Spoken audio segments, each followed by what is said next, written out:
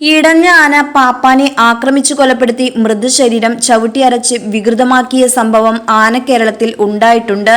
ഗുരുവായൂർ കീർത്തി എന്ന ആനയാണ് തന്റെ പാപ്പാനെ കൊന്ന് മൃതശരീരം ചവിട്ടിയരച്ച് വികൃതമാക്കിയത്.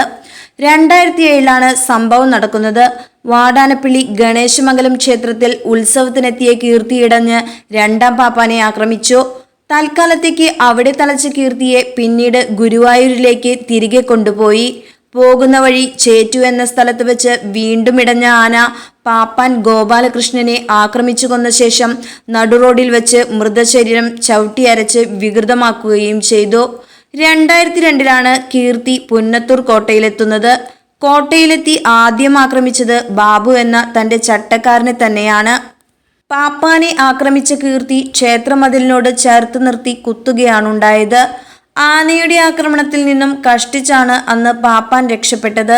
പാപ്പാനെ കിട്ടാതെ വന്ന കീർത്തി ബാബുവിന്റെ ഷർട്ടും മുണ്ടും കുത്തിക്കീറി കടിച്ചു ചവച്ചരച്ചാണ് തന്റെ കലി മുഴുവൻ തീർത്തത്. പ്രശ്നക്കാരനായതുകൊണ്ട് തന്നെ ഏകദേശം 15 വർഷത്തോളം KD ലിസ്റ്റിൽ ഉൾപ്പെടുത്തി കീർത്തിയെ കോട്ടയ്ക്കുള്ളിൽ തളച്ചു.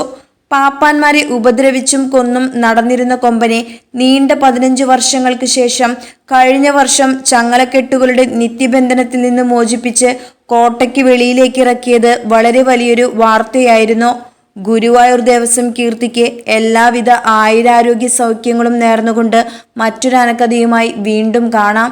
Signing off, me and Ashu's.